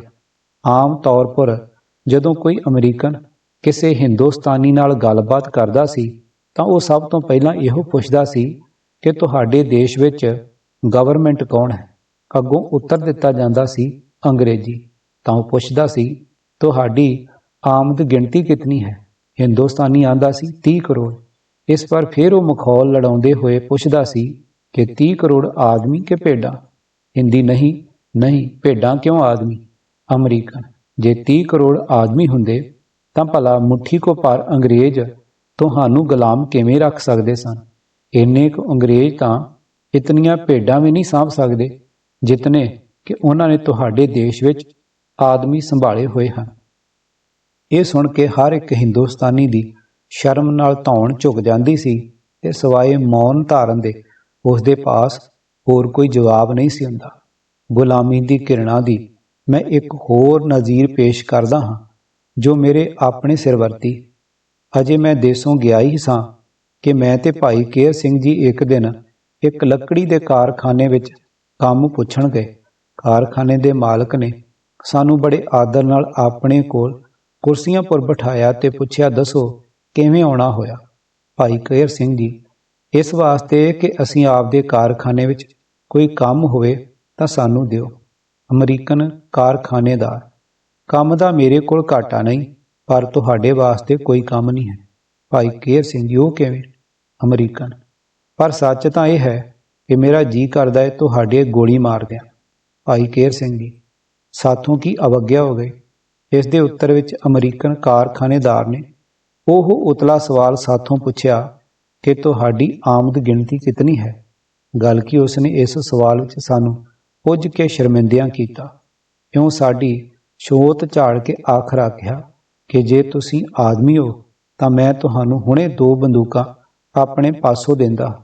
ਦੇਸ਼ ਨੂੰ ਮੁੜ ਜਾਓ ਤੇ ਇਹਨਾਂ ਬੰਦੂਕਾਂ ਨਾਲ ਉਸ ਨੂੰ ਆਜ਼ਾਦ ਕਰਾਓ ਅਤੇ ਫਿਰ ਅਮਰੀਕਾ ਆਓ। ਮੈਂ ਆਪ ਦਾ ਬੜਾ ਖੁਸ਼ੀ ਨਾਲ ਸਵਾਗਤ ਕਰਾਂਗਾ। ਨਹੀਂ ਤਾਂ ਮੈਂ ਕਹਿੰਦਾ ਹਾਂ ਆਪ ਕਿਰਪਾ ਕਰਕੇ ਮੇਰੀਆਂ ਅੱਖਾਂ ਤੋਂ ਲਾਂਭੇ ਹੋ ਜਾਓ। ਇਸ ਗੱਲ ਤੋਂ ਪਾਠਕ ਸਮਝ ਗਏ ਹੋਣਗੇ ਕਿ ਨਾ ਤੇ ਸਾਡੇ ਚਾਲ ਚੱਲਣ ਹੀ ਅਮਰੀਕਾ ਵਿੱਚ ਖਰਾਬ ਸਨ ਤੇ ਨਾ ਹੀ ਅਸੀਂ ਘੱਟ ਤਨਖਾਹ ਹੀ ਲੈਂਦੇ ਸਾਂ। ਅਸੀਂ ਖਰਚ ਵੀ ਘੱਟ ਨਹੀਂ ਸਾਂ ਕਰਦੇ, ਮੈਲੇ ਕੁਚੈਲੇ ਵੀ ਨਹੀਂ ਰਹਿੰਦੇ ਸਾਂ। ਜੇ ਕੋਈ ਗੁਨਾਹ ਸੀ ਤਾਂ ਉਹ ਇਹੋ ਕਿ ਅਸੀਂ ਗੁਲਾਮ ਸਾਂ। ਗੁਲਾਮੀ ਦੇ ਕਾਰਨ ਹੀ ਦੁਨੀਆ ਸਾਥੋਂ ਨੱਕ ਬੁੱਲ ਚਾੜ੍ਹਦੀ ਹੈ। ਗੁਲਾਮੀ ਹੋਣ ਕਰਕੇ ਹੀ ਸਾਨੂੰ ਦਰ-ਦਰ ਧੱਕੇ ਪੈਂਦੇ ਹਨ। ਨਹੀਂ ਤਾਂ ਸਾਡਾ ਚਾਲ ਚੱਲਣ ਅਮਰੀਕਾ ਤੇ ਯੂਰਪ ਨਾਲੋਂ ਕਈ ਗੁਣਾ ਉੱਚਾ ਹੈ। ਲਾਲਾ ਲਾਜਪਤ ਰਾਏ ਆਦਿਕ ਨੇ ਅਮਰੀਕਾ ਦੇ ਹਿੰਦੀਆਂ ਖਾਸ ਕਰਕੇ ਸਿੱਖਾਂ ਬਾਰੇ ਜੋ ਘਿਰਣਾ ਭਰੇ ਲਫ਼ਜ਼ ਆਪਣੀਆਂ ਕਿਤਾਬਾਂ ਵਿੱਚ ਲਿਖੇ ਹਨ, ਮੇਰੀ ਜਾਚੇ ਤਾਂ ਉਹਨਾਂ ਨੇ ਪੁੱਜ ਕੇ ਭੁਲੇਖਾ ਖਾਧਾ ਹੈ ਤੇ ਨਿਆਂ ਦੇ ਗਲ ਛੁਰੀ ਫੇਰੀ ਹੈ। ਜੋ ਅਮਰੀਕਨ ਤੇ ਕੈਨੇਡੀਅਨ ਹਿੰਦੀ ਸਿੱਖਾਂ ਦੀਆਂ ਕੁਰਬਾਨੀਆਂ ਉੱਤੇ ਰਤਾ ਵੀ ਨਿਗਾਹ ਮਾਰਦੇ ਤਾਂ ਉਹਨਾਂ ਨੂੰ ਉਹਨਾਂ ਦੀ ਜ਼ਮੀਰ ਅਜਿਹਾ ਲਿਖਣ ਦੀ ਕਦੇ ਆਗਿਆ ਨਾ ਦਿੰਦੀ। ਇਹੋ ਦੁਨੀਆ ਦੇ ਘਿਰਣਾ ਭਰੇ ਤਾਨੇ ਸਨ ਜਿਨ੍ਹਾਂ ਨੇ ਸਮਝਦਾਰ ਸੱਜਣਾਂ ਦੀਆਂ ਅੱਖਾਂ ਤਾਂ ਉਘੇੜਨੀਆਂ ਹੀ ਸਨ, ਨਾਲ ਹੀ ਉਹਨਾਂ ਸ਼ਰਾਬੀਆਂ ਨੂੰ ਵੀ ਖਰਮਸਤੀ ਦੀ ਨੀਂਦਰ ਤੋਂ ਜਗਾ ਦਿੱਤਾ ਜਿਨ੍ਹਾਂ ਦਾ ਸ਼ਰਾਬ ਪੀਣ ਤੋਂ ਬਿਨਾਂ ਹੋਰ ਕੋਈ ਕੰਮ ਨਹੀਂ ਸੀ। ਉਹ ਵੀ ਗੁਲਾਮੀ ਦੇ ਜੀਵਨ ਨੂੰ ਬੜੇ ਸ਼ੌਂਕ ਨਾਲ ਮੌਤ ਨਾਲੋਂ ਭੈੜਾ ਸਮਝਣ ਲੱਗ ਪਏ। ਉਹਨਾਂ ਇਹ ਸੰਥਾ ਚੰਗੀ ਤਰ੍ਹਾਂ ਕੰਠ ਕਰ ਲਈ ਕਿ ਅਬ ਤੋਂ ਜਰੇ ਮਰੇ ਸਿੱਧ ਪਾਈਐ ਲੀਨੋ ਹਾਥ ਸਿੰਦੌਰਾ, ਭਾਵ ਆਜ਼ਾਦੀ ਜਾਂ ਮੌਤ। ਉਹ ਪਤੰਗਿਆਂ ਵਾਂਗ ਆਪਣੇ ਦੇਸ਼ ਉੱਤੋਂ ਕੁਰਬਾਨ ਹੋ ਗਏ ਜਾਂ ਸਾਰੀ ਉਮਰ ਵਾਸਤੇ ਅੰਡੇਮਾਨ ਕਾਲੇ ਪਾਣੀ ਦੀਆਂ ਕਾਲ ਕੋਠੜੀਆਂ ਵਿੱਚ ਜਾ ਬਿਰਾਜੇ। ਭਾਈ ਕਾਂਸ਼ੀ ਰਾਮ ਪੰਡਤ, ਭਾਈ ਰੁਲੀਆ ਸਿੰਘ, ਭਾਈ ਗੁਰਦਿੱਤ ਸਿੰਘ ਤੇ ਜੈਕ ਆਦਿਕ ਸਾਰੇ ਸ਼ਰਾਬੀਆਂ ਦੇ ਸਰਦਾਰ ਸਨ ਜਿਨ੍ਹਾਂ ਨੇ ਆਪਣੀਆਂ ਅਦੁੱਤੀ ਕੁਰਬਾਨੀਆਂ ਨਾਲ ਇਹ ਸਿੱਧ ਕਰ ਦਿੱਤਾ ਕਿ ਦੇਸ਼ ਭਗਤੀ ਤੇ ਦੇਸ਼ ਪ੍ਰੇਮ ਵਿੱਚ ਕਿਤਨਾ ਬਲ ਹੈ, ਜੋ ਇੱਕਦਮ ਆਦਮੀ ਨੂੰ ਹੀ ਆਪਣੀ ਮਾਤਰ ਭੂਮੀ ਉੱਤੋਂ ਮਰ ਮਿਟਣ ਲਈ ਤਿਆਰ ਕਰ ਦਿੰਦਾ ਹੈ। ਕਿਤਾਬ ਮੇਰੀ ਰਾਮ ਕਹਾਣੀ, ਲੇਖਕ ਬਾਬਾ ਸੋਹਣ ਸਿੰਘ ਜੀ ਭਕਨਾ, ਸੰਪਾਦਕ ਰਾਜਵਿੰਦਰ ਸਿੰਘ ਰਾਹੀ।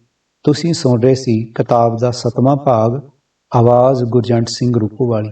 ਵਾਹਿਗੁਰੂ ਜੀ ਕਾ ਖਾਲਸਾ, ਵਾਹਿਗੁਰੂ ਜੀ ਕੀ ਫਤਿਹ।